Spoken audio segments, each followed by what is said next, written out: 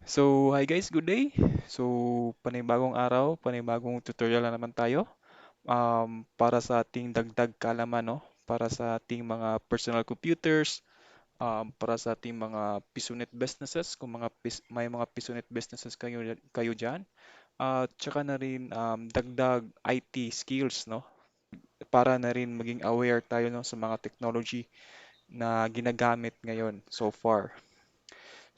Topic natin ngayon, no, kung paano natin malalaman kung sino yung mga nakakonekta sa ating mga Wi-Fi routers or sa ating Wi-Fi network, no? Para na rin na maging aware tayo yung may mga Wi-Fi diyan, aware tayo na kung sino yung mga connect sa ating mga Wi-Fi, no? Importante ba ito malaman? Yes, napaka-importante no. Aside sa ating mga digital information, aside sa ating security, most common problem na na-experience ko, na-obserbaran ng mga clients na unting-unting humihina yung wifi signal niya na wala naman masyadong gumagamit sa kanilang bahay. Doon niya nalaman after namin na ni-recommend na gamitin niya yung app na ito, which is i-feature natin today sa video na ito. At doon niya nalaman na marami palang hindi authorized no, na kumonekta sa Wi-Fi niya. Simple na itong video na to. Sabayan nyo lang ako sa mga steps. And tara, let's go! Pinakauna, kailangan na natin i-utilize yung application software na ito. Ang pangalan niya is Advanced IP Scanner. If wala pa kayong Advanced IP Scanner, free lang naman ito sa internet, no? Open nyo lang yung mga browsers nyo. Para sa akin, ginagamit ko is Firefox. Pwede rin ito sa mga alternative browsers like Brave, Chrome, so on and so forth, no? Search nyo lang Advanced IP Scanner and enter nyo. Search. Then, yung pinakaunang link na lumabas, yun yung i-click nyo for the download link. Ito na yung mismong application software na i-download natin. Ito, Advanced IP Scanner at pinakaunang link na lumabas sa search natin. Dito, agad bubunga sa atin yung download link at if ever nga mahilig kayong magbasa, mag-explore, mag-discover regarding sa functionality ng app na to, pwede rin kayong pumunta sa baba niya, no? May mga key features na dyan and additional information. For the sake of this video, click nila natin yung free download. Compatible lang ito for Windows systems such as 11, 10, 8, or 7. Pero I think 7 is really outdated and hindi na nagpo-provide si Microsoft ng mga security patches nito. Mas mainam talaga is 10 or upper. Meron din naman 8 for specific devices. Pero yeah, click na lang natin yung download. Then after, pag na-download nyo na, i-reinstall ko na lang yung akin guys para sabay-sabay tayo, no? May mga other application software pa dito, pero so far ngayon hindi natin sila kailangan explore. Focus lang muna tayo dito sa ating IP scanner. Then click nyo lang yung app at install natin. Click run and select English kung ano yung preferred language nyo. Okay. Then may dalawang options tayo dito. May install at yung run. Yung install pala is ang program ng Advanced IP Scanner is i-install natin integratedly sa ating system.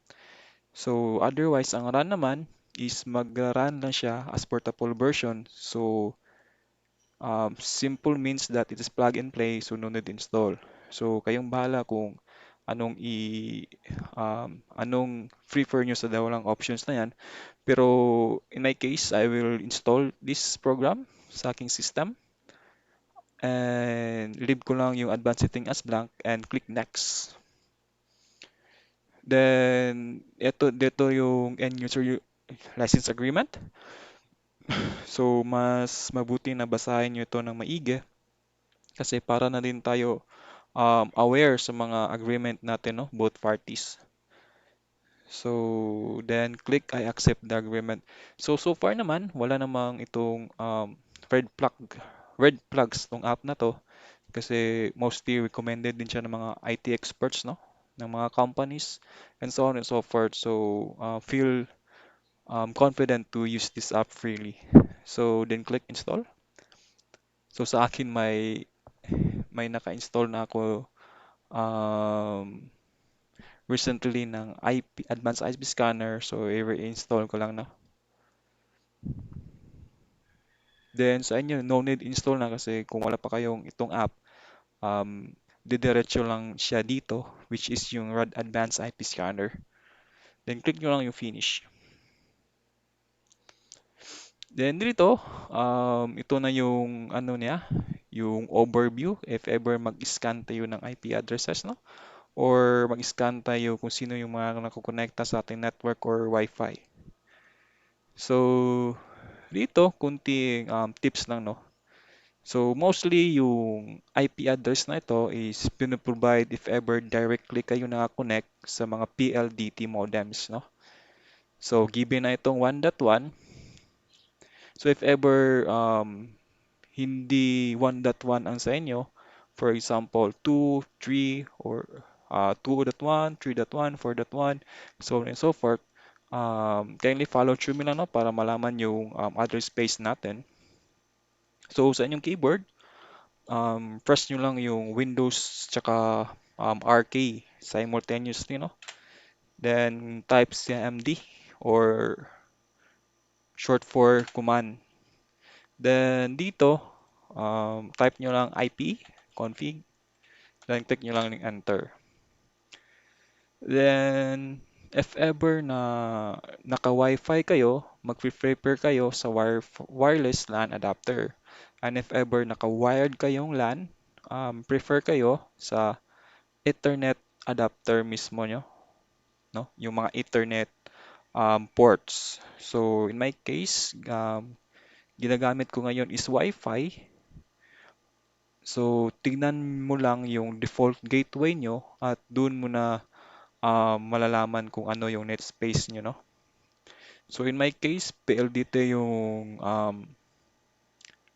modem namin. So, naka 1.1 ako at nakadirekta din akong connect sa modem.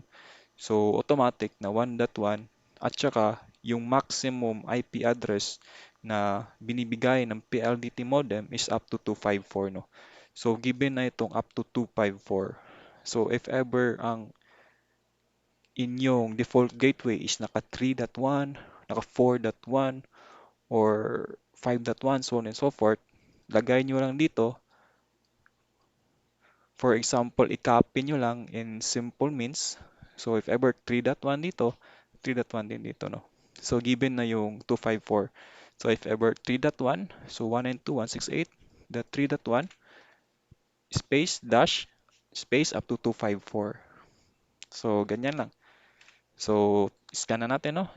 Para makita natin sino naka-connectang mga users or devices. So, madali lang naman yung scan nito. I think hindi lang lalagpas ng mga 1 minute. Depende na rin, no, kung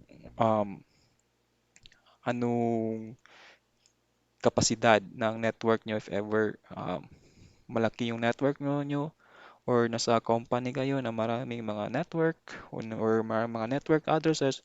So, depende na rin. Pero if ever na home use lang kayo or home network, madali lang ang kanyang pag-scan. So dito, may makita tayong several devices, no, na nakonekta. At so far, alam ko naman tong mga devices na to, no. So familiar ako lahat, authorized sila lahat. So if ever may makita kayong mga unfamiliar or foreign devices, so maging alerto na tayo, no. So mas mainam na mag-change kayo agad ng password, ng inyong Wi-Fi. Tsaka na rin change nyo na rin yung Wi-Fi name nyo para um, para medyo malilito siya, no? If ever na hindi na siya nakakonekta. So i-display rin dito yun na nga, no, yung manufacturer at isa rin napaka-importante dito sa security, no, is yung mga MAC addresses, no. So sa hindi pa nakakalam anong MAC addresses, gagawan ko lang yan ng simple explanation through YouTube Shorts, no. So sa YouTube Shorts ko um, mag bibideo ng mga um, short fix or short educational videos, no. So far, ito lang yung main goal natin ngayon. So I think that's it na, no. So if ever na nakatulong tong video na to para sa inyo, um, please leave a like and also subscribe for more videos to come na in the following days. So I think that's it. Thank you and goodbye.